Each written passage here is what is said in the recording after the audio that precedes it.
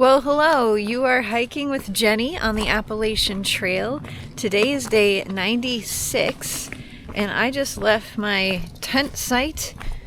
That was somewhere after going through the whole Lehigh climb. Today I have a big day planned.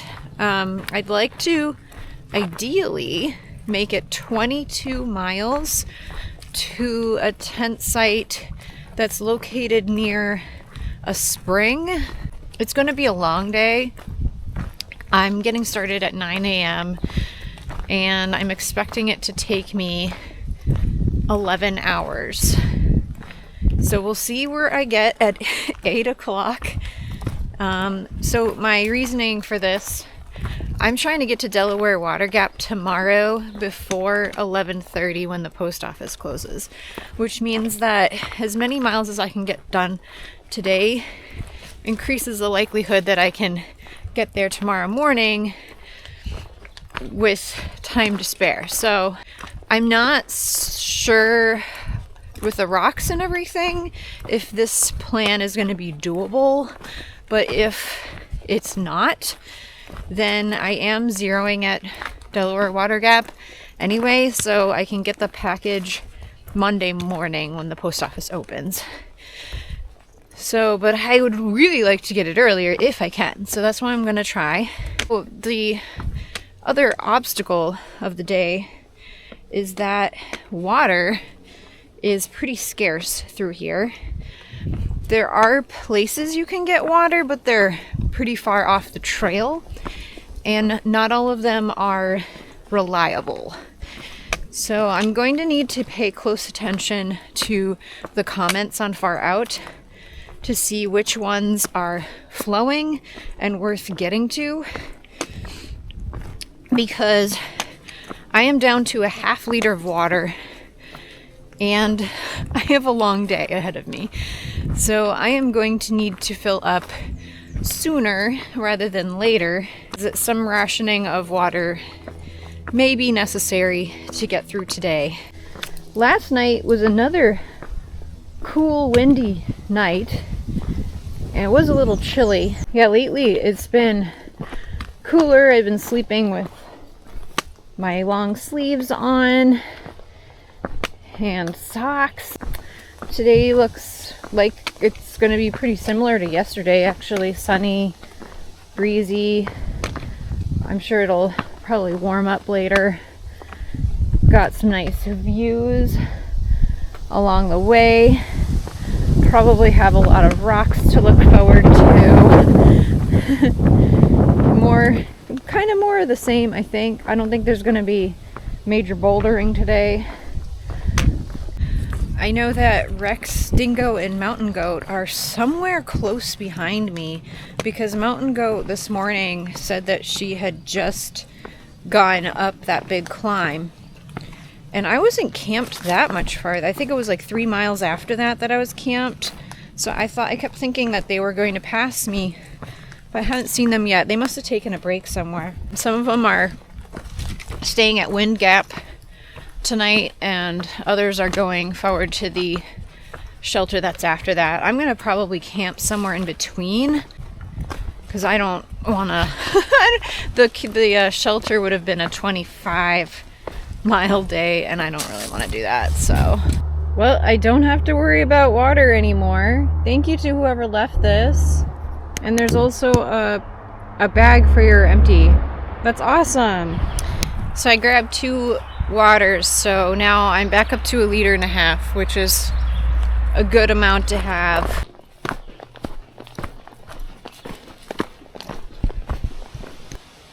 I just stopped for lunch. Well, I don't know if it was lunch exactly or a snack. I guess it's sort of lunch on that rock. I've barely gone 6 miles so far, and I've been hiking for 4 hours. I don't know why I'm dragging today. The trail isn't like super hard, but there are these rocks, so I guess I am taking extra time to step carefully around them because you know, don't want to trip and fall and everything.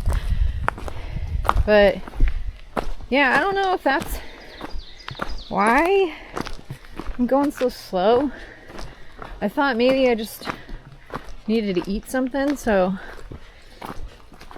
I had some more food, so I'm hoping that helps, but I don't know.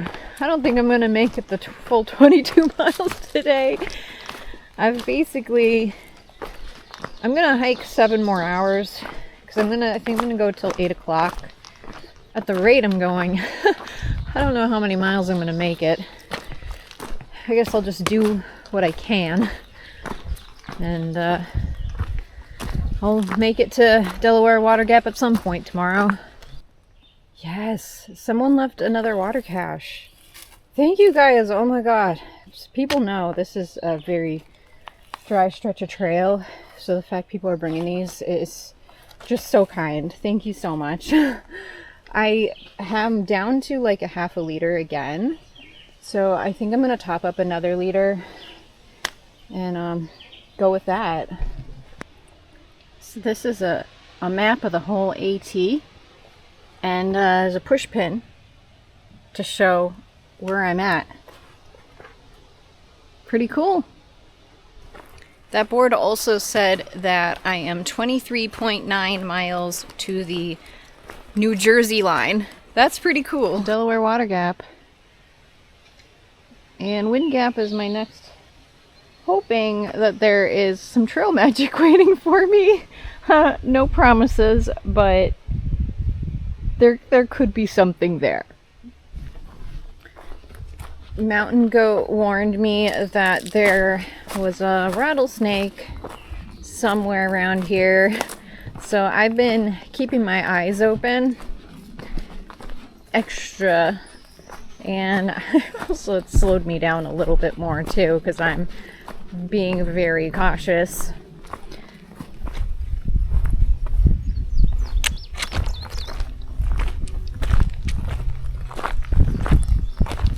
It's true I'm a little bit self-conscious about my speed, but I'm trying to be more mindful of my strengths. I may not be the fastest hiker.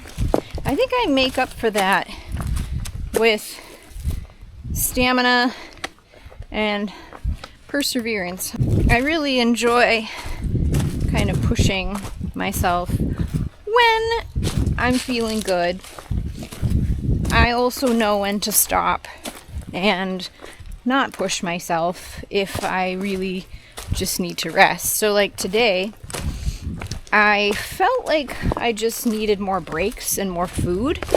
So I've been listening to my body and taking those breaks, even though I know it means I'll probably end up hiking a little bit later today, but that's all right. I'm at the mile marker where Mountain Goat said that she saw the rattler. So I'm looking extra cautiously. I don't see anything yet.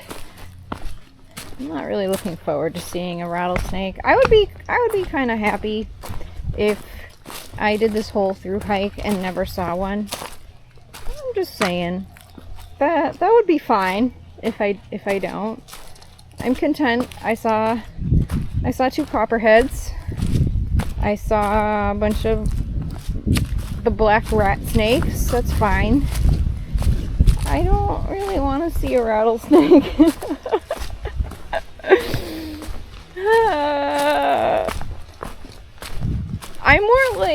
I'm worried about like surprising one and like not being able to stop myself in time from stepping on it or getting attacked or something. So I'm just going slow and keeping my eyes peeled.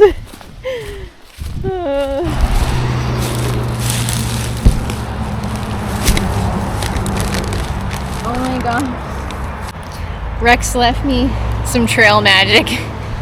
couple Gatorades, a bag of chips, and a banana. Thank you, Rex. Alright.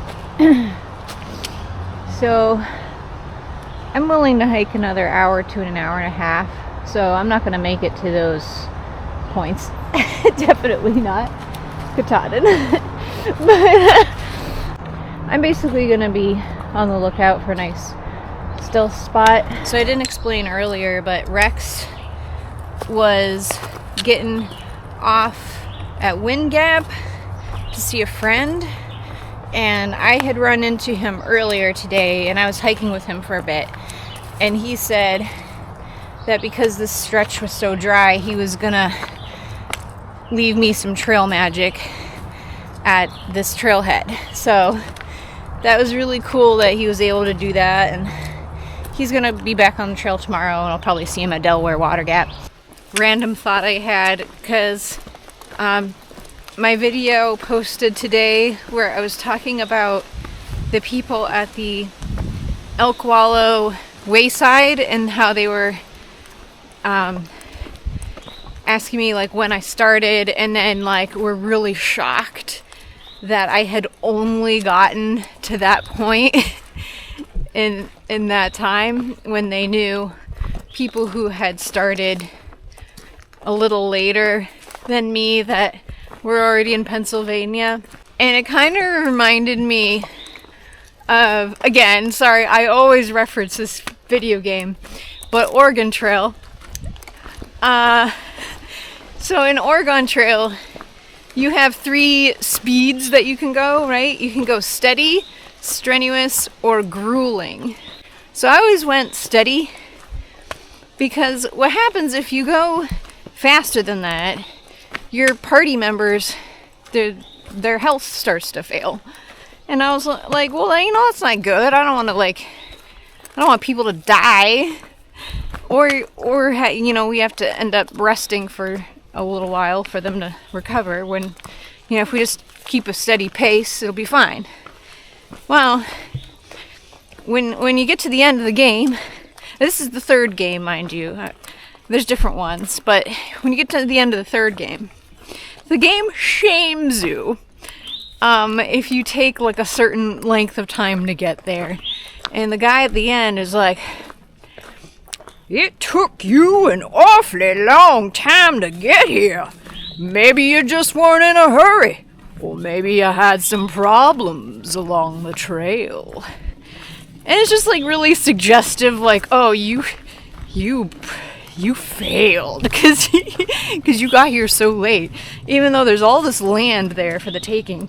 Anyway, so what does it matter how long it took? I beat the winter snows. Oh well. But it's just funny, because it's like the game shames you for not like trying to push faster, and that's kind of like what the trail is like. This trail, I'm talking about this trail now, switching gears. There's this high pressure that exists to go fast, to get somewhere fast. And that guy that I talked to, I don't even think he was a hiker. Actually, there was one guy who was, and the one guy who wasn't. The guy who wasn't, I think he had a sample size of 2, because he knew me, and he knew that other guy that he followed on YouTube or whatever. And so he was shocked that people could go different speeds, that when he thought there was only one speed, and it was go, fast, fast, fast. So he thought that meant if I'm slower than that other guy, I must be doing something wrong, I took too many days off. And then the one guy that was the hiker, I think he was just too blind to see really what he was doing, because he was doing like 30-mile days, like he told me this. He was doing 30-mile days, and he was hiking from dawn till dusk every single day. And I was like, but he assumes that everyone else is doing that, and they're not. Not everyone else is, pushing at a grueling pace. So I just thought that was funny, like making those comparisons between you know, the game shaming you, the trail shaming. And there's not really anything to be ashamed about. Like, you're getting out there, like, even if it's like, okay, yeah, you started way too late, whatever, you take it as a lesson and you move on. And in the meantime, what have you really lost? You know, maybe you missed out on some work opportunities, sure. But you also gained experience, survival skills, time management skills, personal growth, not to mention just being outside in nature, getting that vitamin D, getting that exercise, you know, building strength, building resilience and stamina and grit. I don't think you can really fail at doing something like this. Yeah, you could fail Oregon Trail. You definitely could fail Oregon Trail. You cannot fail Appalachian Trail. Because even if you don't make it to Katahdin, you have accomplished so much that who cares if you didn't reach some contrived societal goal of hiking from Springer to Katahdin. You hiked what you hiked, and that is amazing. Walking through a really pretty forest right now. And I am eyes peeled for a nice stealth site. Alright, it's 8 o'clock. I basically just came off the trail a few feet and I found a flattish spot with a couple trees, and I'm just gonna set up here because I still need to make dinner and I'm nowhere near water, but I have probably like 3/4 of a liter left that I can use to cook with, and I've got plenty of Gatorade, so I'm not gonna die of thirst or anything like that. So I'm just gonna make this home and then maybe try and get an early start, get to a water source and make breakfast wherever that happens to be. So today ended up being a 19-mile day, and I am camped at 1284.8. There's not really a campsite here. I just kind of found a couple trees and set up. So tomorrow I only have, I think, 12 something now to get to Delaware Water Gap. So it'll be a shorter day. I had a pasta marinara for dinner with Parmesan cheese. I drank the rest of one of the Gatorades. I have another one for tomorrow. I got my food hung up and just watching some YouTube and doing some editing. And I'm going to try and go to bed earlier tonight so I can get up earlier in the morning so I can get a good early start. Thank you for watching and happy trails.